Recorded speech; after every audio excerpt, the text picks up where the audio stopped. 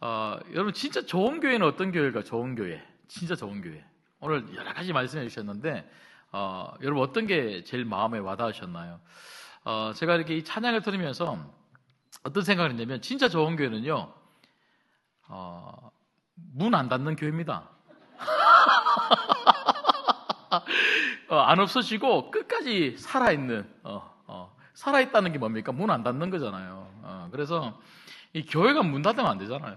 문 안 닫고 57년 동안 이렇게 정말 좋은 교회 하나 만들으셨는데 앞으로도 주님 오실 때까지 문 닫지 않는 교회. 그래서 정말 다음 세대가 계속 잘 세워질 수 있는 교회. 방금 전까지도 우리 김정일 장로님 이야 모두 우리 각 부서의 회장단들 모여서 우리 그 이야기하고 기도하다가 이렇게 올라왔거든요. 진짜 우리 신광교회 다음 세대가 정말 살아있는 그래서 주님 오실 때까지 주의 사명을 잘 감당할 수 있는 그런 교회 되면 좋겠다 이런 마음으로 왔는데 이렇게 해서 기도해 주시기를 주님의 이름으로 부탁드립니다.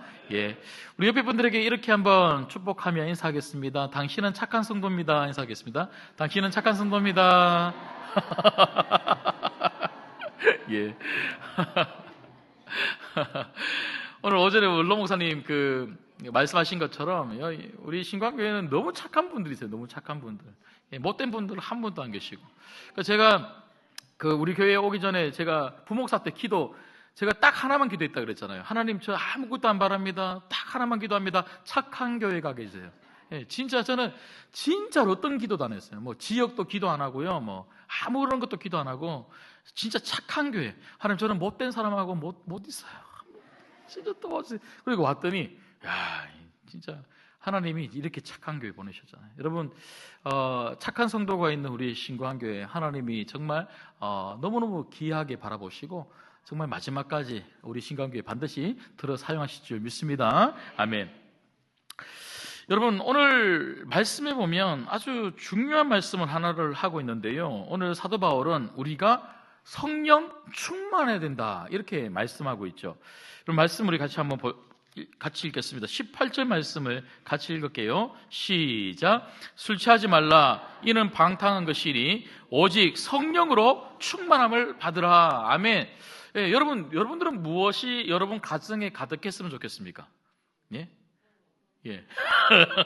성령 맞으십니까, 성령님? 예.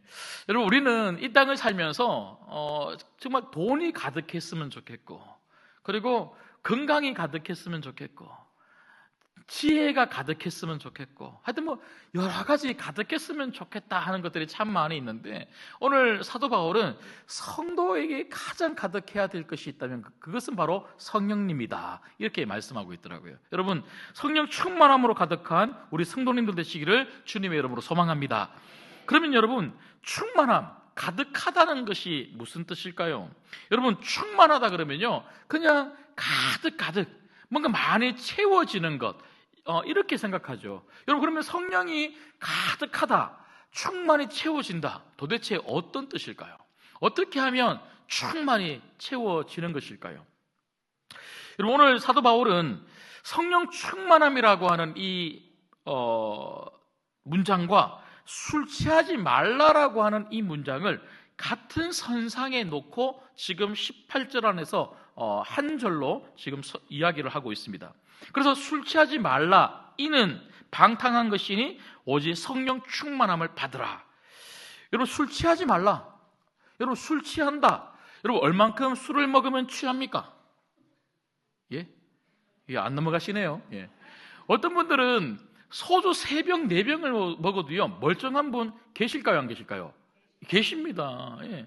술을 몇 병이나 마시는데도요 뭐 끄떡 안 하는. 그래서 나는 오늘 술이 잘 받네. 우리 집안은 우리 몸에 피가 흐르고 있어.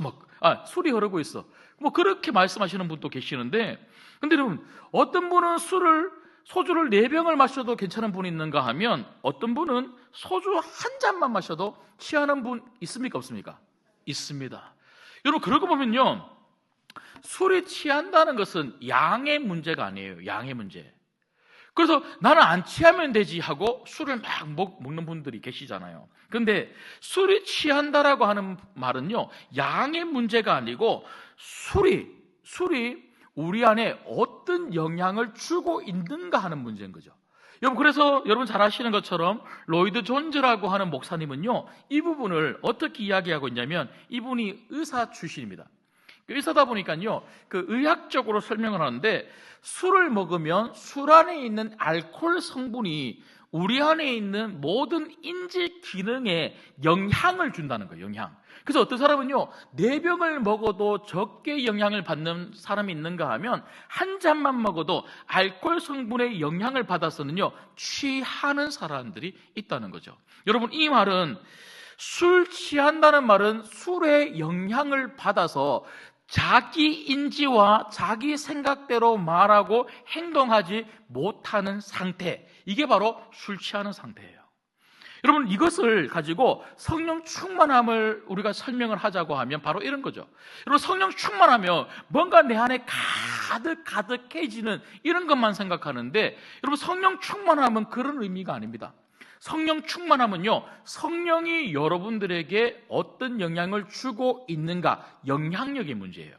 여러분, 오늘 또 성령님이 여러분을 붙들고 있고 여러분을 주관하고 있고 여러분을 지배하고 있다면 여러분들은 성령 충만한 성도들인 줄 믿습니다. 여러분, 우리는 눈물을 펑펑 흘리면 야, 오늘 나 은혜 받았어, 성령 충만한가 보다, 이렇게 생각하는데 아니에요. 여러분, 눈물 흘리는 것은요, 감동받을 수 있죠, 자극받을 수 있죠. 그런데 내 삶 속에 정작 나갔는데 성령에게 나를 온전히 맡기지 못하고 성령이 주도하고 성령이 지배하고 성령의 영향력 아래 살아가지 않는다면 나는 눈물 흘린 성도지 절대로 성령 충만한 성도가 아니라는 거예요. 여러분, 이처럼 여러분, 성령님에게 나를 얼마나 맡겨드리고 성령의 주도권 속에서 내가 살고 있는가.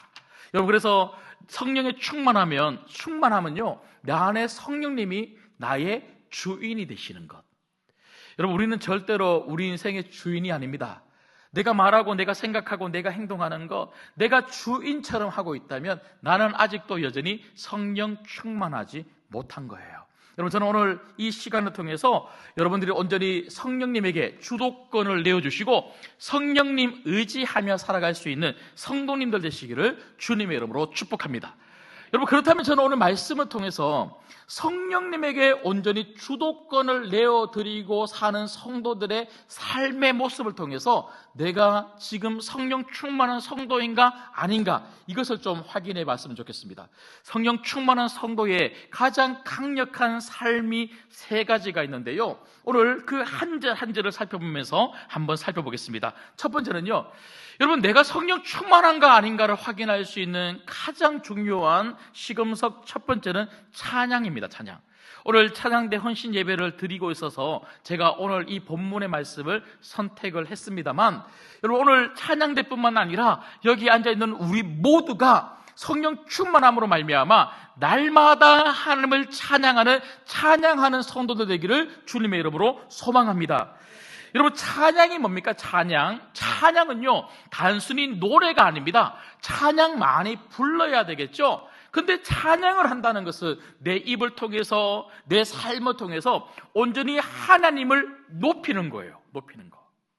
여러분, 오늘 또 찬양대가 너무나 귀한 찬양, 하나님, 우리 신광교회가 이런 교회 되게 해주십시오라고 그렇게 찬양을 불렀는데요, 이 모든 찬양의 가사가 하나님께 집중하고 하나님을 높이고 있지 않습니까?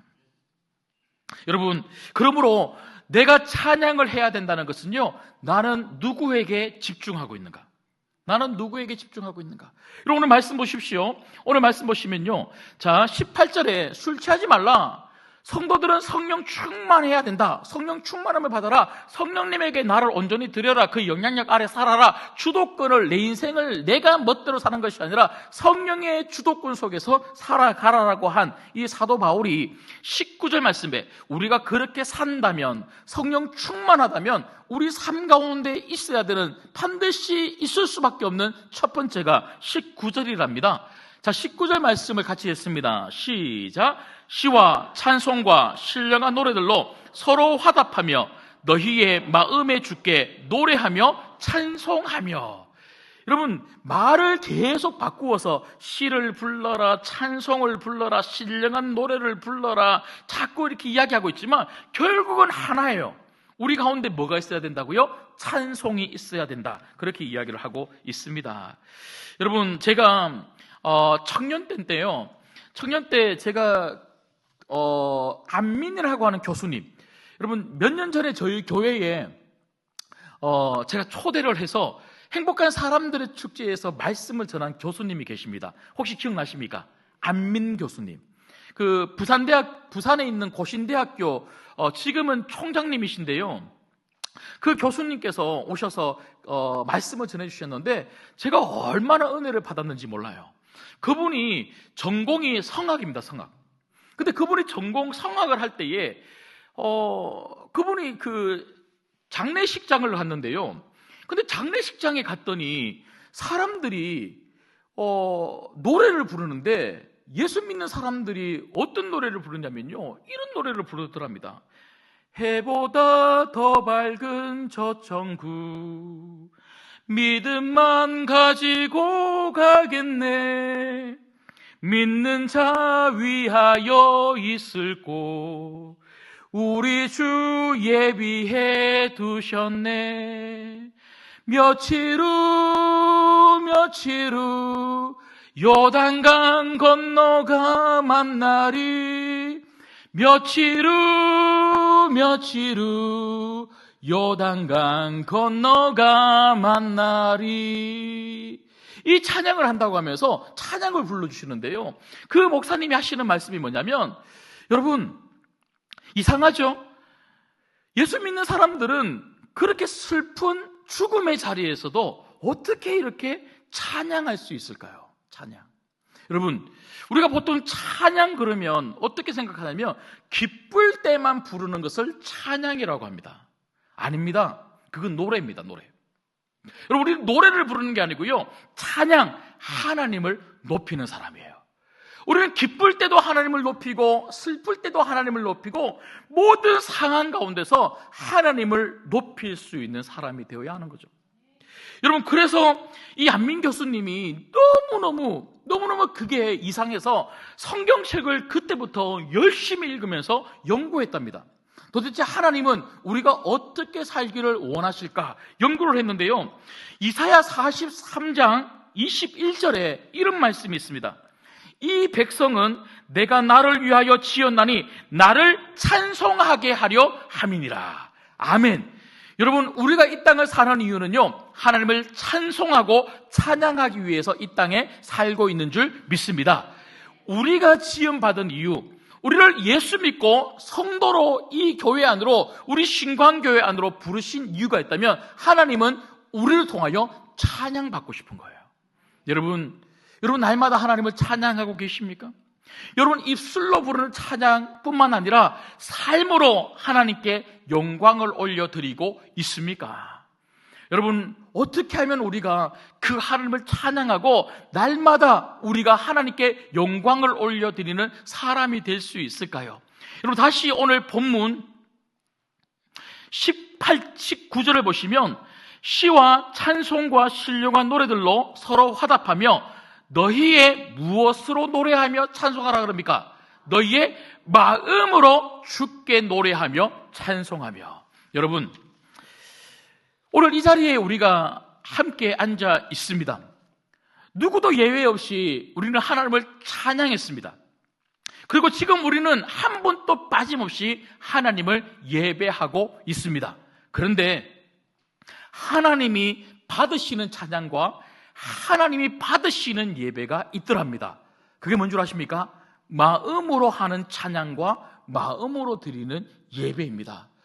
여러분, 가장 중요한 것은 내가 하고 있는 행위가 아닙니다. 그 마음이 그 행위를 가지고 와야 되는 것입니다. 여러분, 이 마음이 온전히 하나님을 향하여 있을 때 그 찬양은 진짜 찬양이 되는 것입니다. 내 입으로는 찬양을 하고 있고 내 입으로는 하나님을 높이고 있지만 정작 내 삶의 자리에서 하나님에 대한 아무런 높임의 삶이었고 내 마음이 일주일 동안 전혀 하나님에 대해 관심도 없고 마음이 없다면 여러분 주일날 하나님 정말 찬양합니다. 하나님은 지극히 높으신 분이십니다. 하나님은 교회의 주인이십니다라고 아무리 우리가 예배하고 찬양한다 할지라도 그건 진짜가 아닙니다. 여러분, 저는 오늘 여기 찬양대, 연합찬양대 이렇게 찬양을 하고 계시는데요, 여러분 정말 우리에게 중요한 것이 있다면 내 마음에 정말 하나님을 찬양하는, 하나님이 내 마음속에 정말 주인이시고 하나님이라고 하는 이 높으신 하나님을 향한 경외하는 마음이 있는가, 이게 얼마나 중요한지 모른다는 거죠. 그래서 특별히 여기에 우리 연합찬양대, 임마누엘 그리고 할렐루야 찬양대가 매주일 주일마다 우리가 찬양을 하시는데요, 여러분 그 찬양하실 때에 여러분 은사보다 저는 더 중요한 것이 마음이라고 저는 믿습니다. 여러분 은사가 없어도 마음이 있으면요 그 은사를 뛰어넘어요. 제가 주의 일을 하다가 보니까요 그렇더라고요. 물론 은사가 있으면 참 좋죠. 은사가 있으면 참 좋죠. 그런데 은사가 없어도 마음이 있으면 그 은사를 뛰어넘어서 옆에 있는 분들에게 얼마나 은혜가 되는 찬양을 할 수 있는지 몰라요. 그런데 마음이 없잖아요. 아무리 아름다운 곡을 찬양을 해도 성도의 마음을 움직일 수 없어요. 여러분 성도의 마음을 움직일 수 없는 찬양이 하나님의 마음을 움직일 수가 있을까요? 여러분 저는 우리 연합찬양대뿐만 아니라 오늘 이 자리에 오신 우리 모든 성도님들 마음이 정말 온전히 하나님을 높이는 찬양하는 마음이 되어서 한 주간 동안 하나님하고 전혀 상관없는 삶이 아니라 하나님을 찬양하고 하나님을 찬양하는 삶이 되어서 여러분의 삶이 하나님께 영광이 될 수 있기를 주님의 이름으로 축복합니다. 그런가 하면 두 번째는요, 성령 충만하면 우리에게 나타나는 두 번째 모습, 내가 어떤 삶을 살 때에 성령 충만한 성도가 맞구나라고 우리가 확인할 수 있을까요? 두 번째는 감사입니다. 자, 오늘 본문 말씀 보시면요, 자 20절 말씀을 같이 한번 읽겠습니다. 시작. 범사에 우리 주 예수 그리스도의 이름으로 항상 아버지 하나님께 감사하며. 여러분 저희 교회는 11월 첫째 주에 이미 감사주의를 보냈습니다. 하지만 전국의 대부분의 교회는 11월 셋째 주를 보통 관례, 전통적으로 추수감사주일로 오늘 지키고 있습니다. 여러분 제가 그때도 말씀을 드렸는데요, 감사는 신앙의 문제입니다. 여러분 내게 감사가 없다는 말은요 환경이 나쁘기 때문에 감사가 없는 게 아닙니다. 여러분 내가 늘 불평하고 늘 원망한다는 것은 내 믿음이 약한 거예요. 아무리 힘들어도 아무리 어려운 상황 가운데도 우리가 신앙이 있다면 정말 감사로 우리 입술에 늘 차고 넘치는 성도의 삶을 살 수가 있다는 거죠. 여러분 신앙이 뭡니까? 신앙. 여러분 믿을 신자에 우러러 본다, 앙망할 앙자 아닙니까? 여러분 누구를 믿고 누구를 우러러 봅니까? 하나님이시죠. 여러분 신앙은 오직 하나님만 바라보고 하나님만 붙드는 성도가 가지고 있는 것이 바로 신앙입니다. 신앙. 여러분 마음 가운데 신앙이 있으시기를 주님의 이름으로 소망합니다. 여러분 우리가 왜 불평을 합니까? 내 마음에 신앙이 있어야 되는데 신앙은 없고 자꾸 현실을 바라보는 마음만 있는 거예요. 여러분 내가 무엇을 보는가, 시선의 문제가 바로 믿음입니다. 믿음은 하나님만 바라보는 것인데 자꾸만 세상을 바라보니까요 불평하고 원망이 나오는 거죠. 여러분 하나님의 백성이라고 하는 이스라엘 백성들 보십시오. 우리가 불평 불만 그러면요 제일 먼저 떠오르는 사람이 누구냐면 이스라엘 백성들입니다. 근데 그 이스라엘 백성들 하나님께서 얼마나 사랑하셔서 그 애굽 땅에서 고생하고 있는, 울부짖고 있는 그들을, 그래 내가 너희들의 울부짖음을, 그 고통을, 고난을 보았고 들었다, 내가 너희들을 애굽에서 나오게 해주겠다 하고 그 모세를 통하여 나오게 해주셨습니다. 그리고 홍해를 갈라주셨습니다. 여러분 이게 보통 기적입니까? 여러분 만약에 우리가 지금 이렇게 인천에 딱 나갔다고, 인천의 저 앞바다에 나갔다고 생각해 보십시오. 인천 앞바다에 딱 나가서 저 건너편에 송도로 가고 싶은 거예요, 송도로. 그런데 그 건너편으로 가고 싶은데 갑자기 인천에 물이 쫙 갈라지더니 대로가 나서는요, 우리가 건너가서 그렇게 간다고 생각해 보십시오. 여러분, 그런데 그런 것을 우리가 만약에 경험했다면 얼마나 감사하고 얼마나 하나님만 바라보고 그렇게 살겠습니까? 그런데 이스라엘 백성들은요, 홍해가 갈라졌는데도 불구하고, 그런 엄청난 기적을 경험했는데도 불구하고 조금만 뭔가 문제가 생기면요, 힘든 그 문제만 바라보면서 하나님을 원망했다는 거죠. 여러분, 성도에게 있어서 가장 중요한 게 뭡니까? 하나님이 베푸신 은혜를 기억하는 것입니다. 그걸 기억하지 못하고 늘 문제만 바라보니까 늘 불평하고 원망하는 거예요. 여러분, 우리 하나님은 해주신 게 얼마나 많은지 몰라요. 해주신 게 너무너무 많은데 지금 왜 안 해주시냐고 얼마나 원망하고 불평하고 있는지 모르겠다는 거죠. 여러분, 특별히 오늘 20절 말씀 다시 보시면, 여러분, 사도 바울이 우리가 언제 감사라고 이야기하고 있습니까? 범사에 감사래요, 범사. 여러분, 범사는 언제입니까? 범사는 늘 좋을 때만 감사하는 것이 아니고 힘들 때도 감사할 수 있는 사람이 바로 성도입니다. 문제가 없을 때도 감사해야 되겠지만 문제가 있을 때도 감사하는 성도가 진짜 좋은 성도입니다. 여러분, 저는 감사가 여러분들에게 영적인 습관이 되기를 주님의 이름으로 소망합니다. 여러분, 불평이 습관이 되면 안 돼요. 감사가 습관이 돼야 돼요. 어떤 상황 가운데도 감사합니다. 어떤 상황 가운데도. 여러분, 어떤 상황 가운데도 죽겠다 하지 마시고 살겠다 하십시오. 오늘 원로 목사님 오전에 그러셨잖아요.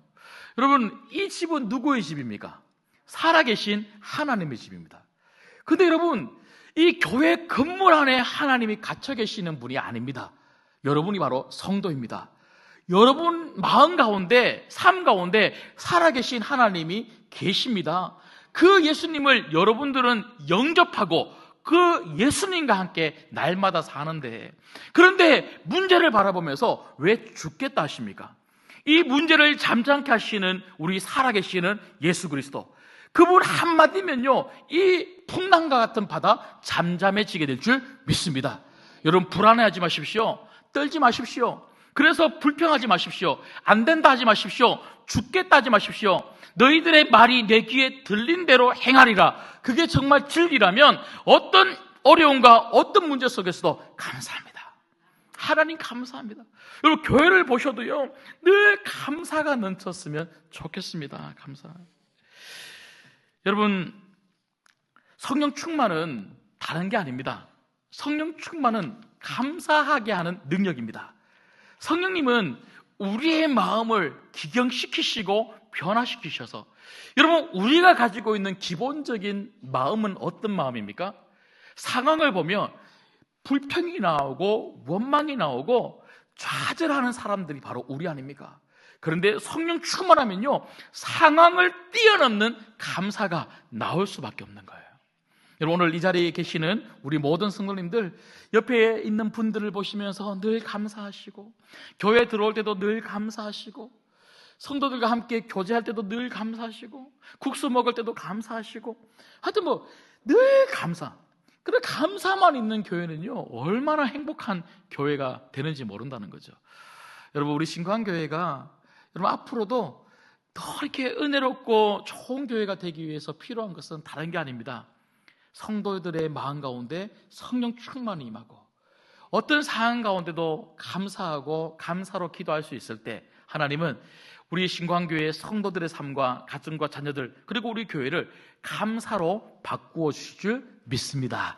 마지막 세 번째는요, 마지막 세 번째, 우리가 성령 충만한 마지막 세 번째 증거, 복종입니다. 복종.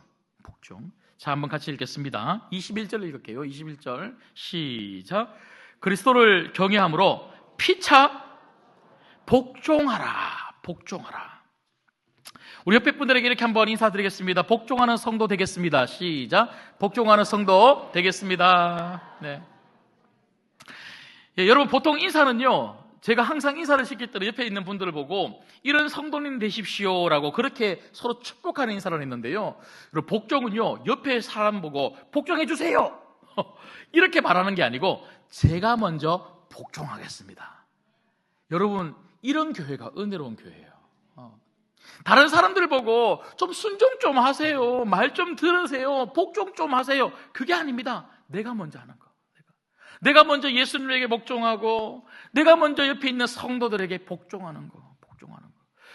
이런 말씀 드리면요, 어떤 분들은 목사님 제가 뭐 종입니까? 예. 많은 성도님들이 저 같은 목사들 보고 뭐라고 합니까? 하나님의 종이라고, 종.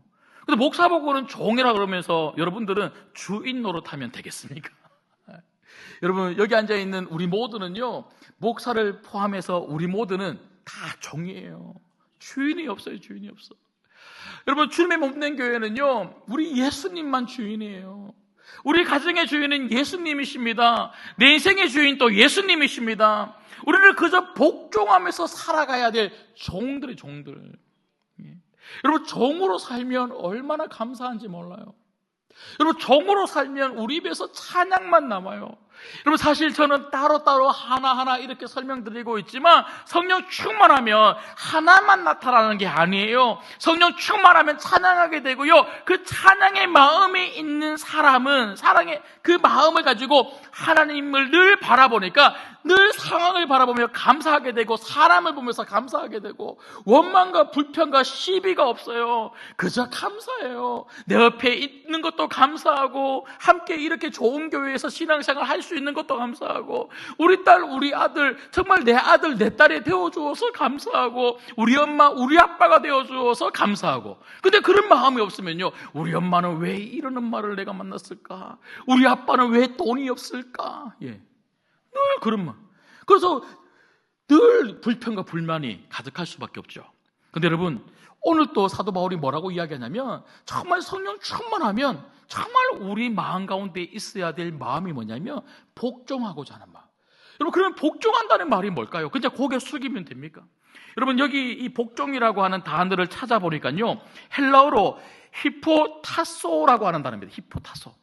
여러분, 히포라고 하는 단어는요, 뭐뭐 아래라고 하는 그런 의미를 가지고 있고요, 타소라고 하는 이 단어는 놓다, 순서를 매기다, 이런 의미를 가지고 있어요. 여러분, 무슨 말입니까? 성도들 사이에서 내가 정말 순서가 있다면 어디 가겠다는 겁니까? 앞에 가지 않고 뒤에 있다는 거예요. 여러분, 잘 아시는 것처럼 예수님의 제자들이 무엇 때문에 싸운 줄 아시죠? 뭐 때문에 싸웠을까요? 내가 먼저 장로님 될래. 그것 때문에 싸운 거야. 내가 먼저 장로 될래, 내가 먼저 권사 될래, 내가 먼저 앞에 있을래. 누가 먼저. 그러니까 누가 먼저 해야 된다면요, 내가 아니라 당신이 먼저 하십시오. 여러분, 이런 마음이 정말 우리에게 필요하죠. 근데 여러분, 솔직히 말하면 이런 마음 가지기가 쉽습니까? 어렵습니까? 어려워요. 여러분, 특별히 한국 사회 안에서 이런 마음 가지기 되게 어렵습니다. 경쟁사회예요, 경쟁사회. 이 경쟁사회에서 살다가 보니까요, 우리는 어릴 때부터 어떤 이야기 들었습니까? 야, 네가 적어도 다른 사람들보다 한 발은 앞서가야 돼. 야, 네 친구들보다 네가 먼저 앞서가야 돼. 늘 한 발은 앞서가라고 그런 이야기를 들으니까요, 늘 내가 먼저 되어야 된다, 그렇게 생각해요. 여러분, 어떤 회사에 들어갔는데 여러분, 요즘 TV 보니까 제가 한 번 봤는데요, 제목이 뭐더라? 김부장. 서울 자가의 대기업의 김부장인가, 그런 드라마 보셨습니까? 예. 여러분, 그런 거 보십시오. 그런 거 보면요, 다 막 성진해서 막 가려고 얼마나 아뚱바tung 그렇게 합니까? 그래서 전부 다 내가 쟤보다는 조금 좋은 대학교 가야 되고, 쟤보다는 월급 조금 더 받아야 되고, 쟤보다는 내가 더 잘 살아야 되고. 그런데 이런 그 삶이 교회 안에서도 여전히 우리 가운데 통용되는 삶이라면 여러분 도대체 십자가의 복음은 무엇일까요? 여러분 십자가의 복음은 우리 보고 한 걸음 더 앞에 가라고 절대로 이야기하지 않습니다. 십자가는 우리 보고 할 수만 있으면 한 걸음이 아니라 두 걸음, 세 걸음 저 밑바닥으로 네가 뒤로 가. 여러분 이게 하나님의 법칙인 줄 믿습니다. 뒤에 있으면 나중에 어떻게 된다고요? 제가 아주 오래전에 설교할 때 요렇게 말씀드렸습니다. 제가 군대에 갔는데요. 선착순 1명 계속 선착순 1명 쉬고 이렇게 하더라고요. 막 짜증나더라고요. 못 달리는데. 그래서 또 선착순 1명 그러는데요. 이번에 신경질 나서는요, 제가 일부러 안 달렸어요. 그래서 안 달리고 있는데 갑자기 호루라기를 불더니 뒤에서부터 다시 돌아온다. 그 제가 천천히 가다가 하고 막 달려와서 제가 1등 됐잖아요. 여러분 뒤에 있으면 손해볼 것 같죠? 하나님이 호루라기 후루룩 하고 부십니다. 그래서 뒤에 있는 사람 반드시 영광받게 하나님이 만들어주실 줄 믿습니다. 그래서 성도는요 막 앞에 가려고 하지 않아요. 그냥 다른 사람들 세워주고 도와주고 이끌어주고. 여러분 성령은 우리를 지배하고 우리를 주관하는 영이라고 말씀드렸습니다. 여러분 성령이 없으니까요 내가 나를 지배하고 주관하려고 하는 거예요. 이걸 뭐라 그래요? 교만이에요. 교만이 있으니까요 나만 지배하고 주관하려고 하지 않고요 교만한 사람들은요 다른 사람들도 지배하려고 해요. 그래서 교만한 사람들의 특징이 뭔 줄 아십니까? 자기 주장이 얼마나 강한지 몰라요. 굽히지를 않아요. 심지어 하나님 말씀입니다. 이게 바로 성경적인 거예요 라고 아무리 설명해도 아니에요.